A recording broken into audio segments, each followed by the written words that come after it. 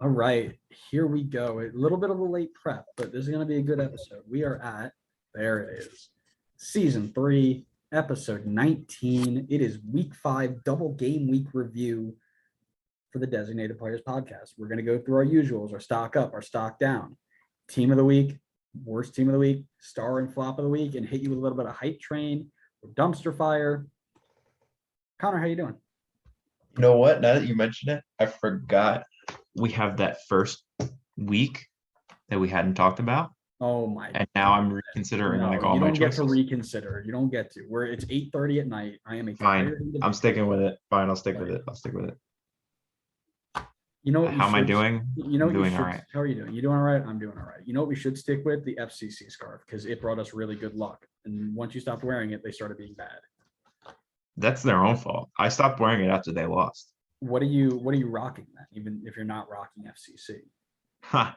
Well, I happen to be rocking the team that beat FCC. I don't know if the label is on this one. Nope, it's on the other side. It's Montreal. I'm sure you could What's tell. the impact? Is that like It's a USL fake team. It's a fake team. I had this scarf especially made. Mine ties into one of my picks this week. LAFC is here. Spoiler alert. Yeah, spoiler. It's Skip Ryan ahead. You Hollingshead. find out. But which one is it? Ryan Hollingshead. Wrong. You're right. Maxime Crepeau, because he's the GOAT. Russell Sprout. Listen, it's been a tough week. It's time to get some positivity flowing up in here. So I want to know from you, give me your team of the week. Ooh, team of the week. Yeah, that's where we're Start starting off there. first. We're gonna mix things up a little bit. All right. My team of the week is the Seattle Sounders. So don't you boo. Why? Because I didn't pick Red Bull because they won on an own goal. Because they were resilient in winning. So anyway, I picked Seattle because we talked about it last episode. If you haven't listened to it, go check it out. I'm not going to repeat it here, but I'll give you a little snippet.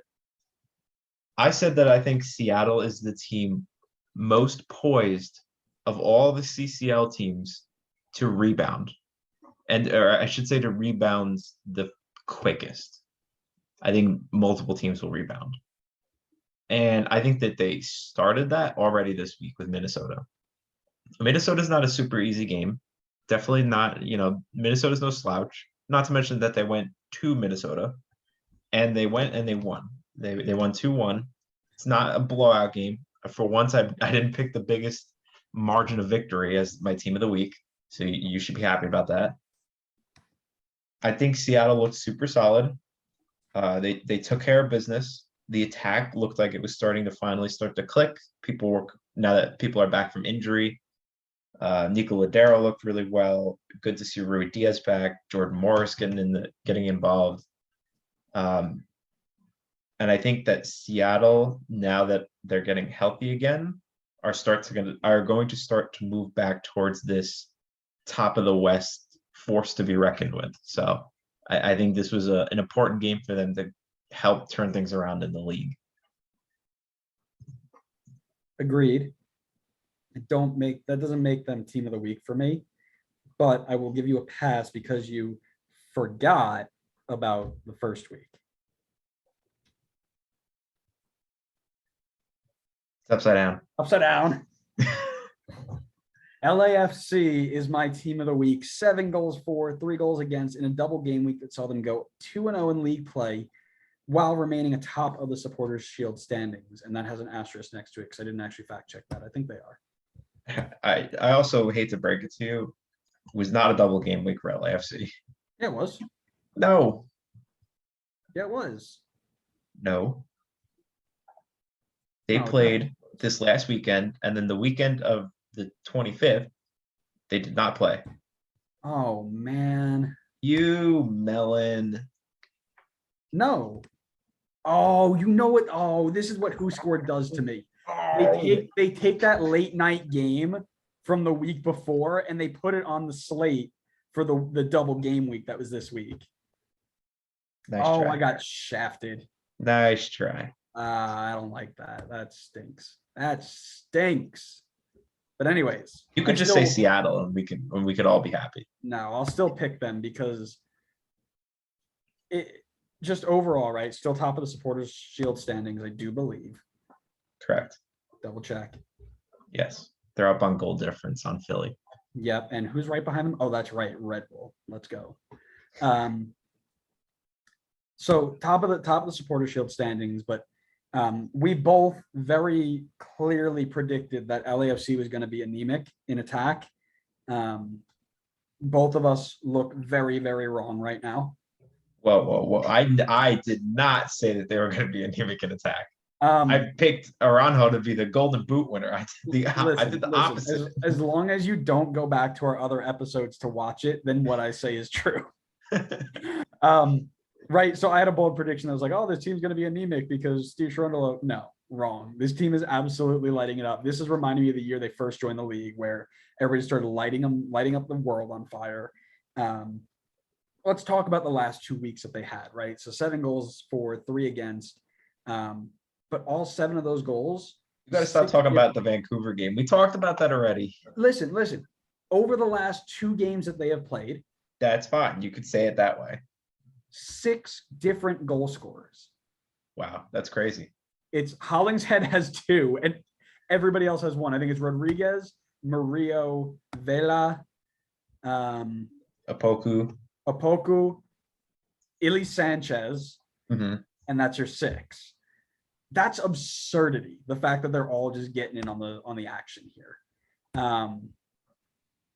This team is flying high. They got a +9 goal differential, best in the league.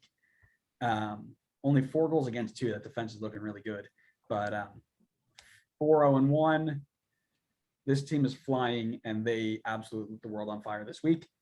They're my team of the week. All right. Let's move to did I put stock up? No, skip stock up. I want to know your star of the week. Star of the week. All right. Yeah. We'll do stock up last because that's pretty easy. Give me your star of the week. This feels like the first star of the week in a while where it's not just completely obvious who's the star of the week. There's a couple options you can go here. And I ended up going with Jordy Mihailovic here. Okay. So Jordy was one of a few guys this week that got 2 goals. So any of those guys obviously could have been star of the week this week. And the reason I went with Jordy is I feel like he has deserved to be in this spot the entire season. But because Montreal have been so bad around him, I found it hard to give him the praise that he deserves. So now that Montreal finally got their first win, I'm taking this opportunity to fully praise him as much as possible. Jordy has been monumental for this team going all the way back to last season and has been no different this season. He's been fantastic for them. And again, no different in this last game against FCC.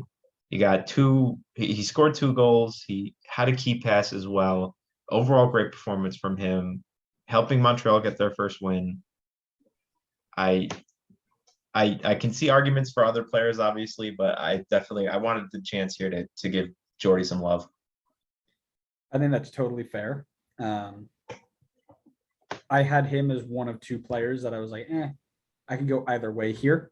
I went with Chicharito for the same reason. I put Chicharito / Mihailovic. I think Chicharito is due to the team that he beat, as well as the way that he did it. It was kind of like this big Sunday night or Sunday afternoon environment in front of a rival crowd. Really, really enjoyed the way that he played, the way that he got his goals, and the way that he lifted that team up, right? To both players, to note both players right now are playing as if they deserve a much respected call to the national team. Don't care too much about Chicharito, honestly. You want to keep him out. You want to keep the best goal scorer and the hottest Mexican goal scorer out of your team right now, go right ahead. Doesn't matter to me. But they each should at the very least be called into the Nations League. If not, make the plane to Qatar. That's my take on it. Yeah, I agree with you there. but I'm not going to be losing sleep over Mexico not calling in Chicharito. Me either, baby. This is pretty good. It looks like there's apparently you have a lot of things that we need to yell about, but right now we seem like we're chilling. We haven't got there yet. I did have an honorable mention for player of the week, but after looking at some stats, it's not as good.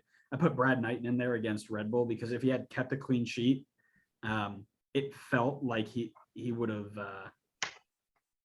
He would have been the conversation. I feel like you could go Cornell over Brad Knighton. Well, that's what I'm looking. I'm looking at these stats here. It felt like Red Bull had so many better chances, but New England had 2.14 goals on target, expected goals on target, and Cornell kept them all out. So I'll go honorable mention Carlos Cornell. Yeah, I think that's fair. Yeah. I mean, if we're talking about honorable mentions, do we want to just jump right into stock up? Might as well, right? Because that's basically player of the week honorable mention, right? Yeah, that's kind of how I consider it. Go ahead. I'll let you pick one. All right. Favorite one. Actually, pick your least favorite one. Pick my least favorite one. Yeah. Well, I have two guys I have as honorable mention that I'll just mention. I'm not going to go into them, but I've got Karl Swiderski. Okay. For the first part. So this was a week ago at this point when he scored 2 goals, I think, against FCC, I believe. Yep. So strong performance from him. He's been good this year, which is good because I picked him as newcomer of the year, I believe. So that's looking pretty strong right now. That's right. The only thing that you're picked that looks relatively strong, but Lucas El Rayon, I picked as MVP, and stop it. MLS literally put out a post where he was front runner in for it right now. All right, so my other honorable mention was for Nico Ladero. Only played 45 minutes, but looked really good in those 45 minutes. He had 2 key passes and an assist. Looked like it's been a while, I feel like, since we've seen a strong performance from Ladero. I mean, in fairness, it's been a while since we've seen much of Ladero at all. So it was good to see him get out there and play well. I wish he played more than 45 minutes, but I get it. You want to take it slow with him. So one of my players of the week, I'll go with Chicharito here since you kind of touched on him just previously. One thing I wanted to note has nothing to do with him being in team of the week, but I was not a big fan of Chicharito before he came to MLS. And even at the start of his time in MLS, I was still not a fan. If anything, I was even more against him. But for some reason, ever since like last season and this season, I've really come around to liking him much more and appreciating what he brings to the table. So 2 goals again this week, a real fox in the box, just as he always is. A great poacher, just knows where to be to score goals, and helped Galaxy comfortably beat Portland this week. Nice. I'm going to go with the one that I think probably is the lesser of 2. I'm going to go Lucia Costa. Interesting. Okay.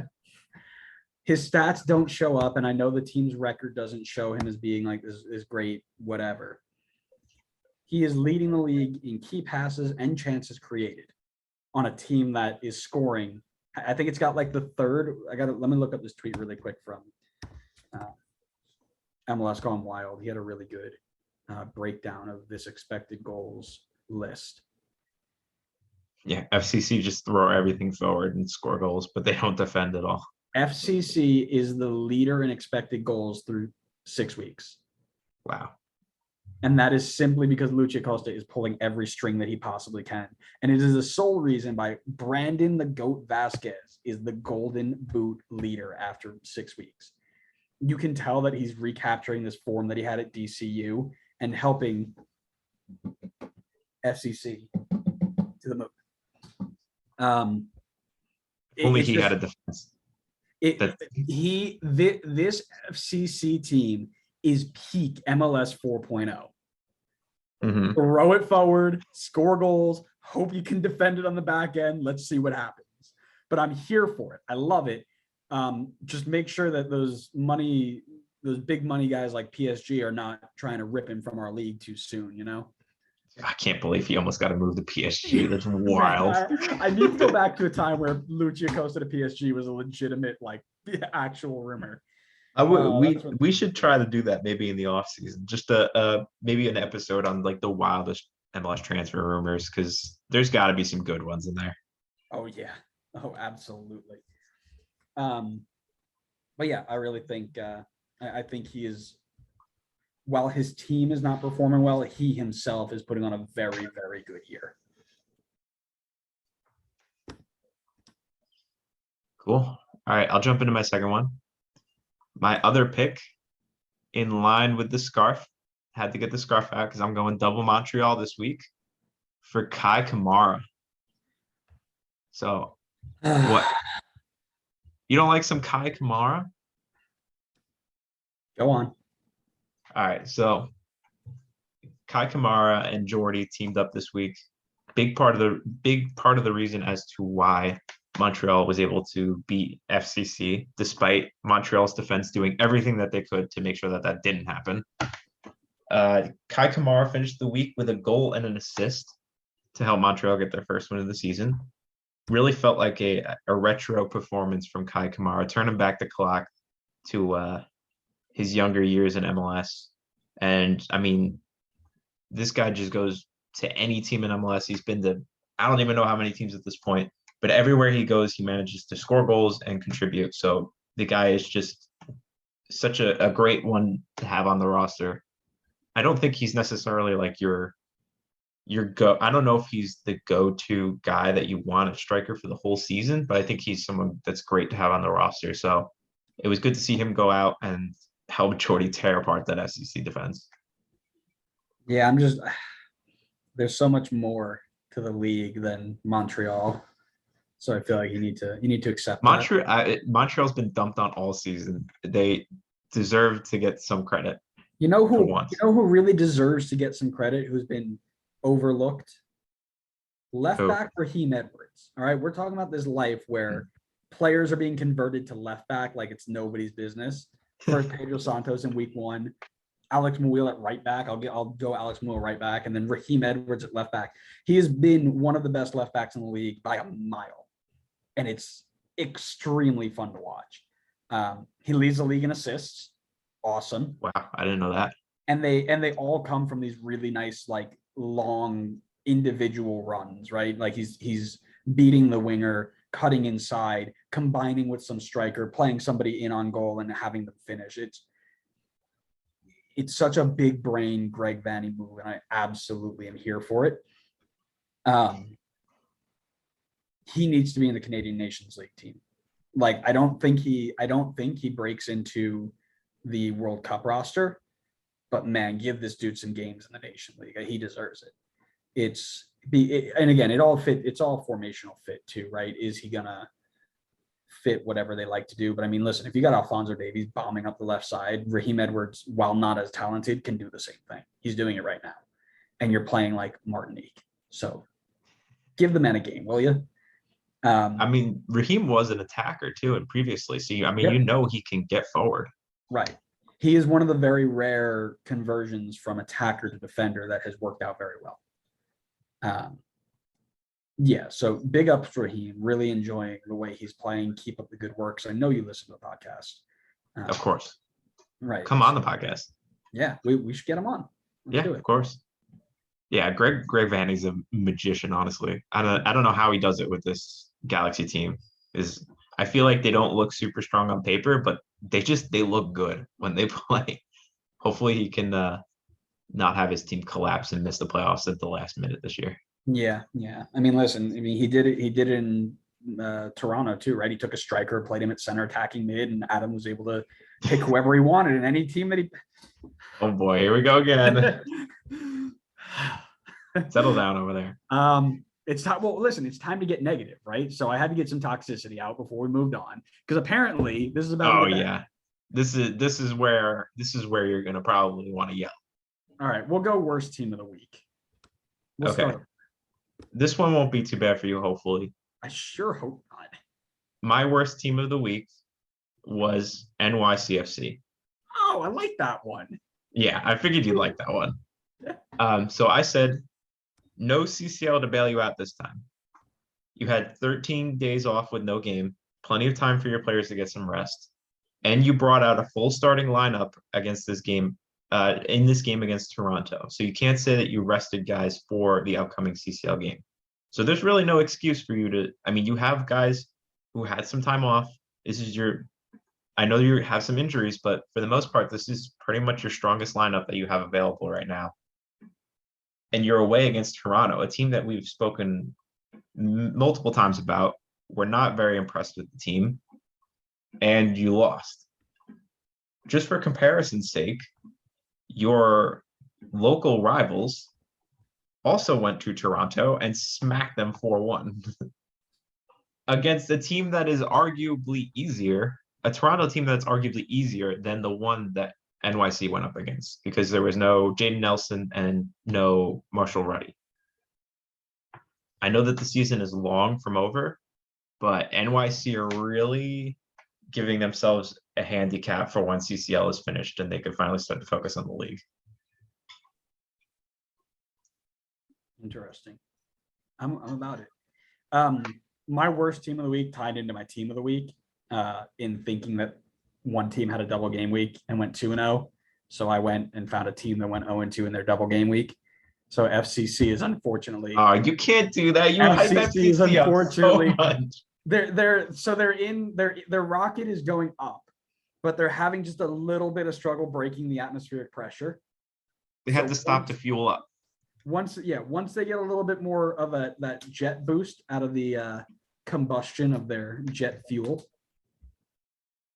they'll be back. It's just a bump in the combustion, you know. So okay. FCC going 0-2 lands them on this worst team of the week spot. A back line that conceded 6 goals to an expansion side and a very not great Montreal side is not a great look. And again, I know Montreal came out and Jordy Mihailovic took over, but we'll talk about some reasons why they didn't look so good in a little bit. They have found the answers going forward. They are peak MLS 4.0, but if they want to be less than irrelevant, or more than irrelevant, I should say, they want to be more than irrelevant, right? Yeah. Then they need to fix whatever this back line is. Like, they've thrown 5 people in the back.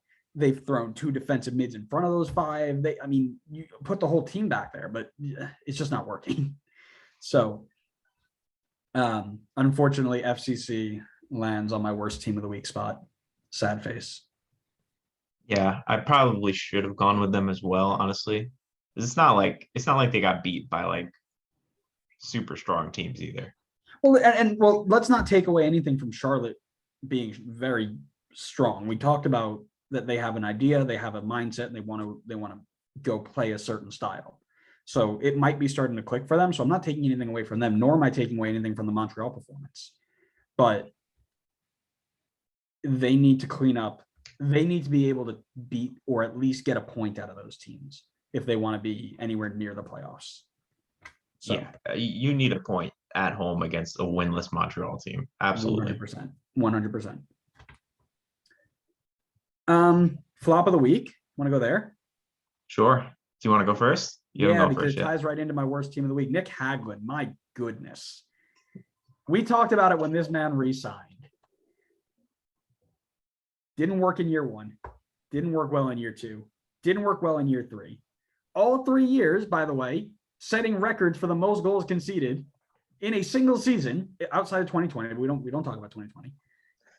You bring him back, and now are tied for the most goals conceded after playing 5 games for playing him 5 games. Are you trying to say there's some correlation? Listen, I'm not a PhD mathematician.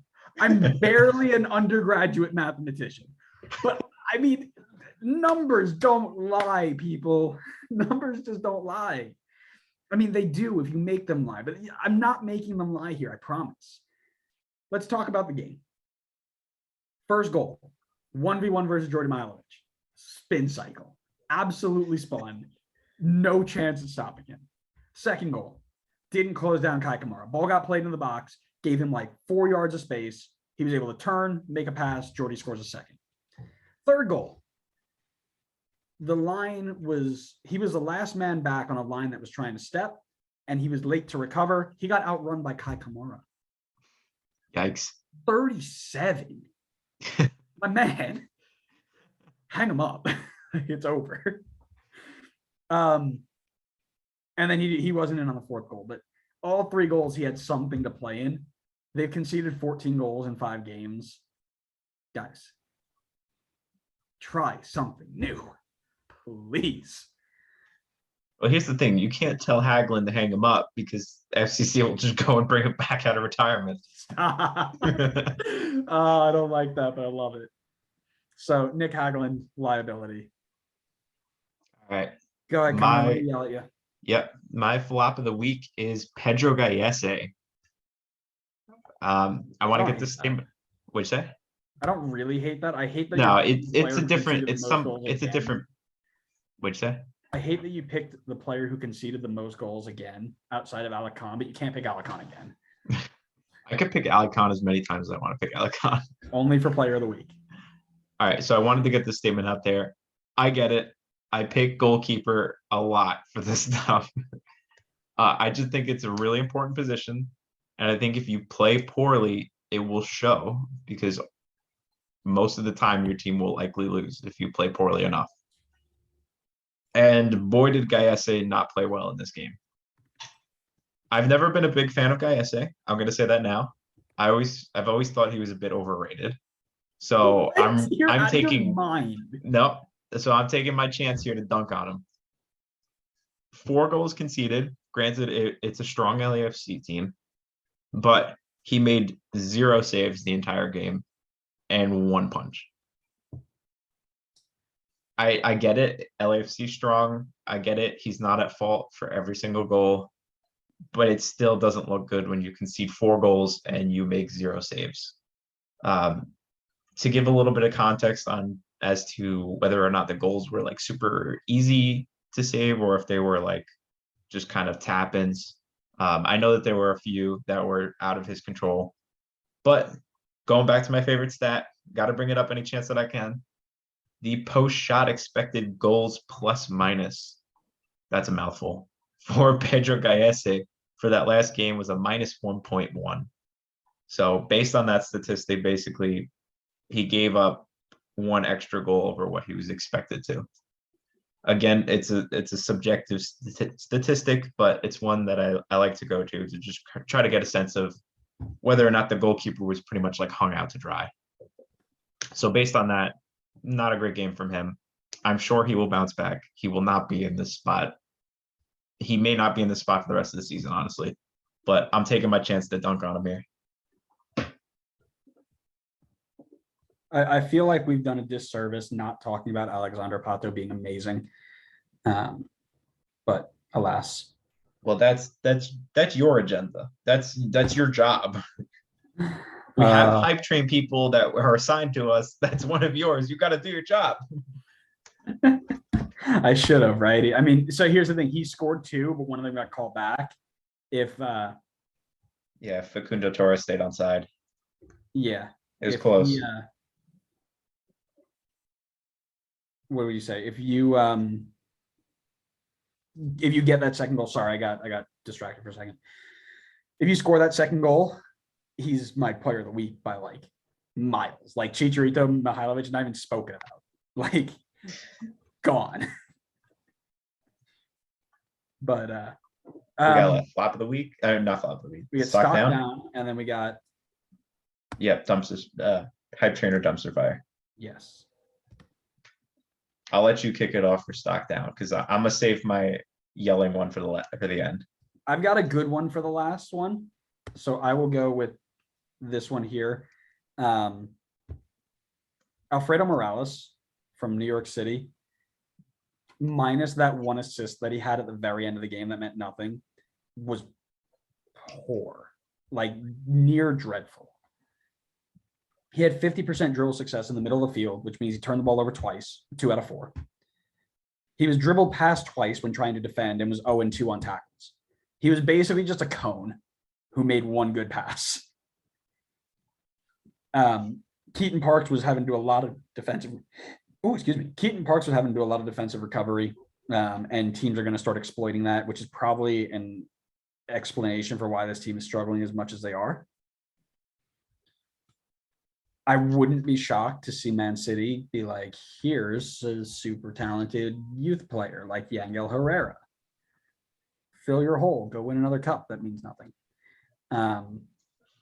But yeah, watching that game was very poor.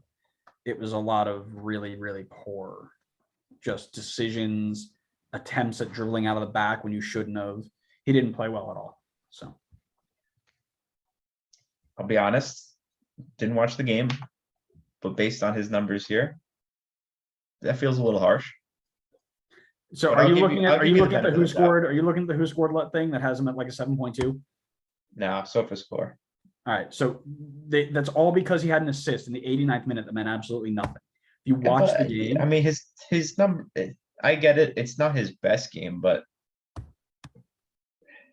listen, he had 50 NYCFC passes, have one 77 win in five. touches. NYCFC have one win in 5 games and can only beat middle of the pack Guatemalan teams. Somebody needs to find out why, and I think it's because of him. I think it's because of Tati Castellanos, but that's just me. We should talk about how, just really quick, about how NYC absolutely dropped the ball. I mean, this is oh God, who do you compare this to? This is like worse than Daryl DK levels of dropping the ball on Tati, because his stock price is plummeting right now. I mean, not stock price. His value is plummeting right now. Yeah, it is, and I have this conversation with an NYCFC supporter who follows us on Twitter, saying that, oh well, there's still the summer, he can still get sold in the summer. You're going to sell him for the summer, you'll sell him maybe $4 million. I mean, if all he can do is score against mid-level Guatemalan teams, nobody in South America, nobody in Europe is going to look at that and be like, yeah, that guy's going to be great. It's just not how it's going to work. Maybe you get a Mexican team to pay for him for a little bit, but yeah, I mean, he's almost surely not going to go for 20 million at this point. He was never going to go for 20 million. Yeah, but they got something that was at least close. I think Yeah, that they should have taken 15, right? That was probably the closest you were going to get. You should absolutely take that deal if you have it on the table. Oh, it's not there anymore. No, of course not. I think at best, at right now, you could get like 10 million for him. Yeah. All right. So my first player on stock down, I went with Ruan here. Oh, because he had an error leading to goal and had well, a 5.2. He wasn't good other than that as well. I know he had the. Why are you just dumping on Orlando City? This is getting ridiculous. I have 2 players on Orlando City. Like, they're also my rival team. Like, why am I not going to dunk on them? You just went after NYCFC for a guy that had a 7.1 and 7.2 rating. Oh my God, you didn't watch the game. All right, Ruan, definitely not known for his defensive work. Let's be honest here. He's good going forward. He's okay at best at defending. And normally, as long as he's not a burden in defense, it's fine because he can add to the attack. This week, however, he was a burden. He had 1 clearance, 1 interception, and 1 tackle, and 1 error leading to a goal, like we mentioned. In the attack, which is what I think you and I can both agree on is his stronger suit, he only connected on 1 of 4 of his long balls and didn't connect on the 1 cross that he attempted. So if he's not going to give anything going forward and he's going to create errors leading to goals on defense and not really have more than 1 clearance or 1 interception or 1 tackle, definitely not a strong week for me. I think he was definitely a strong factor in them losing that game. Okay. My last stock down is not a player. Oh, it is an organization. Can you do that? Is this allowed? Known as Pro Referees. Oh goodness, here we go. Pro Referees. The rant begins. I'll mute myself. Absolute nightmare of a weekend. And I'm going to start by picking on my crosstown rivals. In the 8th minute of the New York City game, they had an absolutely clear as day penalty from anybody who watched the game live or at home. I think it was, I can't remember it was one of the younger defenders from Toronto who came back, clipped the ankles of Tyus Magno, brought him down, penalty. Clear as day. It was Thompson. His name is Thompson. Clear as day. Referee gets called to VAR. They show him the only video angle that is questionable in the call. Show him 0 other angles of the actual decision. And Drew Fisher's just like,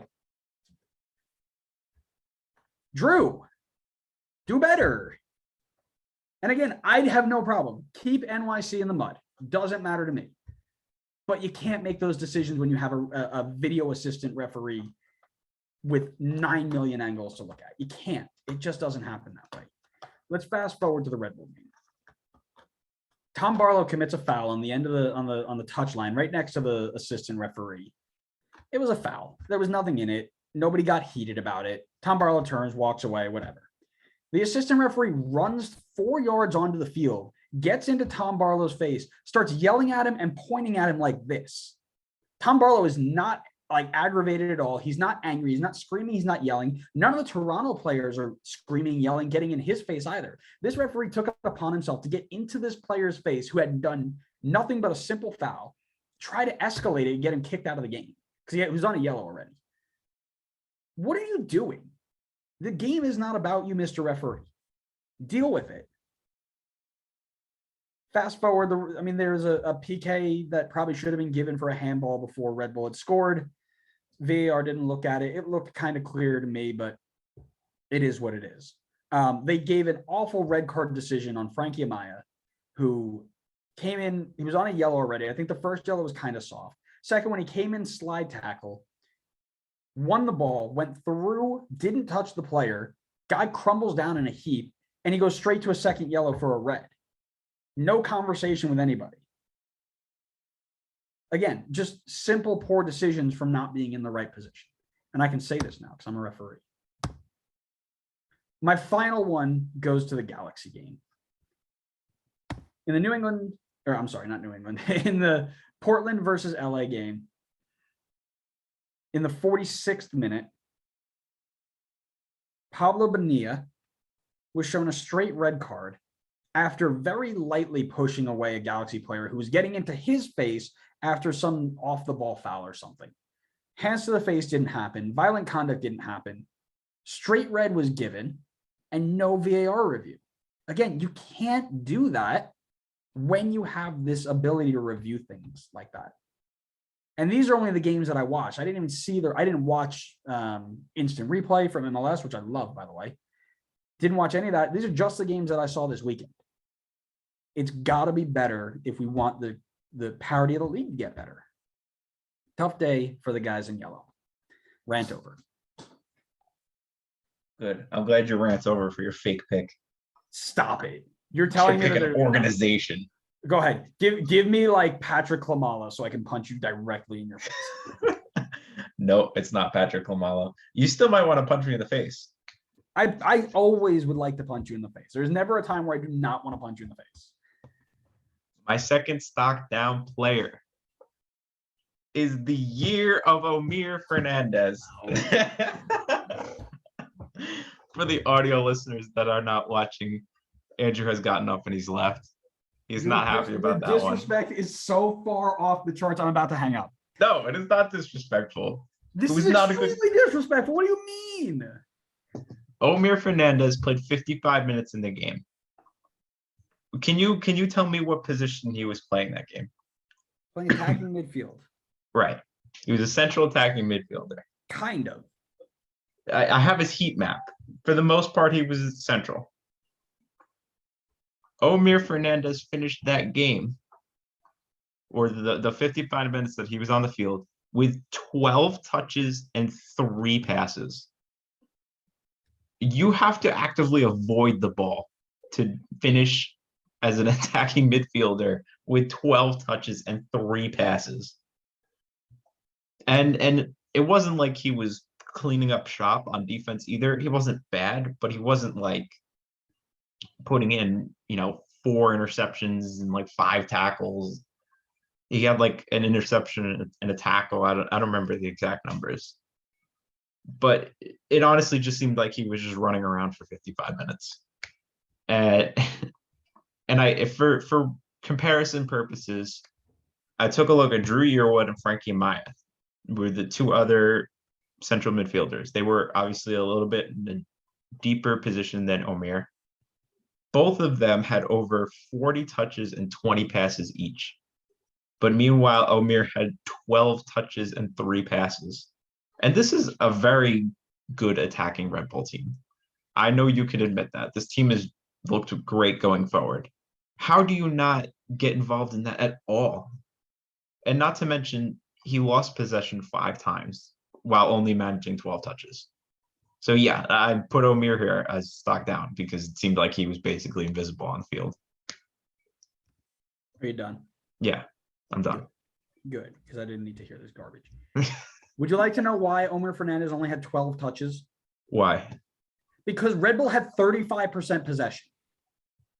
Why do everybody around him have way more touches than him? Yeah, because they all play around the back and kick it long, try to keep the ball high up the field, then win it back. But we couldn't win it back because they would just pick it up with Jones, Farrell, Bayer, Kessler, and play it into their middle 3.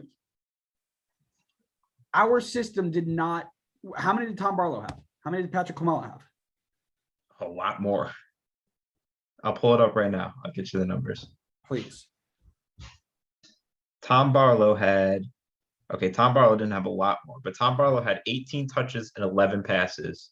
Patrick Klamala had 33 touches and 12 passes. Correct, because Patrick Klamala is our sprinter, track down the ball, then lay it Tom off. Barlow had lost the ball plenty more than Omer Fernandez and played the same amount of minutes. He did nothing. He did nothing on the field. You did nothing on the field. I didn't do anything on the field. I wasn't out there. So it's like the Tony Snell stat line. If you've ever seen that. Everybody needs a little bit of Tony Snell in their life. if for those of you who know the Tony Snell meme, you'll understand what I'm going for. All right, should we go to Hype Trainer Dumpster Fire? I want to yell at you a little bit more. The disrespect that you are exhibiting on my team is unacceptable, and I will not stand for it. The way that this team works is very, very limited touches through that space. I'm just going to put it out there. It's a dump, chase, recover, and create. New England's a tough team to do that against. The Omer Fernandez disrespect is absolutely uncalled for. And next time I see you, you better be wearing a helmet. That's all I'm saying. Okay, let's go. I'm going to go to the game right before against, I think, Columbus. Omer Fernandez, 32 touches, 14 passes, and he only played 11 more minutes than he did in the last game. Yeah, because Columbus didn't deal with the way that we did it, the way that we played as well as New England did. You're going to have games with teams that just deal with it better. That's why we couldn't generate. And we were away at Gillette Stadium, which we never play well in. That's just the way that things happen. You are out of line, and I don't like you. I'm not out of line. You're out of line. You completed 3 passes the whole game. You didn't complete a single pass all game. I wasn't there. I wasn't playing. You're out of your mind, and I'm going to hit you. Hype Trainer Dumpster Fire, because I can't stand looking at your face anymore. I hope this stuff pisses you off more. Do you want me to kick it off? Yes, I do. All right. I need a serious answer here. No favoritism answer. I need genuine, real, like you believe in this, like would put your life on the line for this answer. Brandon Vasquez is a serious Golden Boot contender. Yes. Yeah, Hype Train. Okay. I'm telling you, the FCC is an MLS 4.0 team. They may not win a single game from here on out, but they're going to score 9 goals a game doing it. And Brandon Vasquez at the start of it. This is the Brandon Vasquez redemption arc. Take your turn, where World Cup is 6 months away before they decide who goes on the plane. He is going to ball out for 6 months, get himself on the plane. Absolutely. I'm here for it. I'm here for it. I'm here for it. I'm here for it. Hype train. Brandon Vasquez hype train all aboard.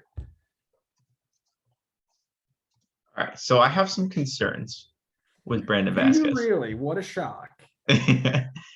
Because you can't just jump on a hype train. You need to be all like, ooh, well, this train doesn't have the proper certification from the hype train official. Well, just get your proper certification.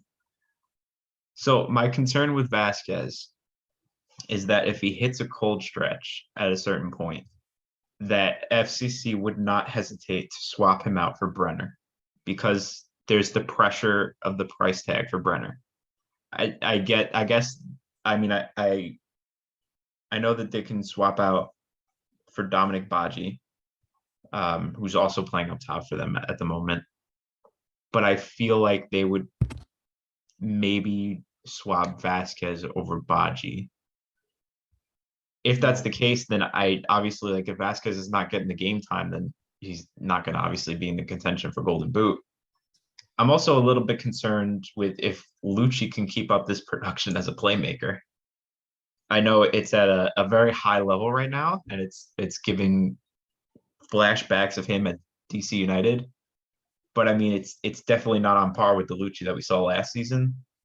And I don't really see how the guys around him have put him in a situation where he could sustain this upgrade in like quality for the entire season. It just feels like kind of the usual FCC early season spark. So I will ride the hater train on this one and say dumpster fire for the moment. Why do I even talk to you? Why? Because you need good content. You take me from here to like, you take me from the moon. I'm on this rocket and we are going this way. And you're like Earth's gravitational pull times 1,000,000. And you're just trying to ruin my propulsion. Yeah, but that makes for good content. That's what we want. The amount of rocket science references in this podcast are great. I'm really a fan. Good. I'm glad. Hype trainer dumpster fire. Gaga Slanina breaks the clean sheet record this year. Hype train. I want it to happen. I'm going to manifest that it happens because I'm a massive Gaga Slanina fan. I'm all aboard that hype train. I wish that I saw a rumor that Chelsea was interested in buying him. No, as much as I would be concerned, as much as I would be concerned about him just going into the loan army, I would love to obviously see him play for Chelsea because I think he's spectacular. I mean, I just looked today and I saw that I believe he has. I'm going to actually double check this because now I'm second guessing myself, but I feel like he has the best save percentage in the league as well, which is insane because I feel like it's pretty uncommon to see highest save percentage and highest clean sheet percentage. Yeah, let me double check it though. Yeah, but I also think that the guys he's given up 1 goal. I know. I also think that the guys in front of him have been like really rock solid and have helped a lot. Man, it's almost like there was somebody out there, I don't know who it was, who said that when they signed that German center back, upgraded their midfield and got a strong center forward attacker, it was going to be like 2017 and they were going to be really good. Did somebody say that? Stop. You can't. They were starting Wyatt Omsberg. You can't tell me. No kidding. I said that. You're right. If only they could score like you had predicted. They'd be on top of the world. They really would be. I am going to be your hype train inspector and slow the brakes here for one reason and one reason only. There is a non-zero chance that Gaga Slanina is sold midway through and he doesn't get a chance to do it. Boo. That being said, If he stays the whole year, hype train all the way, Gago Slanina to the moon and to the World Cup. He better be on that World Cup team. I do not need to see. What about Sean Johnson as goalkeeper 4? I was just gonna say I do not need to see Sean Johnson riding the bench again. Well, because usually I think I'm almost certain they brought 4 last time in 20. Oh, please. We do not need 4 goalkeepers. We don't, but who are you going to drop? Sean Johnson. No, because Ethan Horvath. Yeah. Ethan makes a plane over Gaga. I love Gaga, but Ethan makes a plane over Gaga. I don't know. I could see. Well, let's see what happens because I would say form is massive too, right? If Ethan these guys are injury prone also, so yeah, someone could be injured. True. Also true. Honestly, okay. I would. This might be a hot take, but I feel like I would drop Stefan after that last window. I'd be open to taking Horvath and Slanina, and then just having those 2 as the backup for Turner. Ooh, okay. I probably wouldn't pull the trigger on it, to be honest, but wouldn't also be opposed to it if it happened. Interesting. All right. Well, I'm tired of looking at your negative face and listening to your negative words about all the negativity in the world, Mr. Anti-Hype Train. Hey, you just ended the show on an anti-hype train. You know what we're doing? We're adding to the board here. Oh boy. What is it now?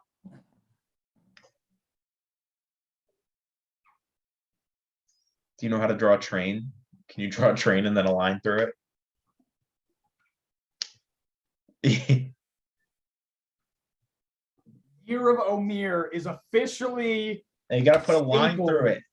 Onto the board. You got to put a line through it. There you go. Year of Omir. We are all aboard the Year of Omir hype train.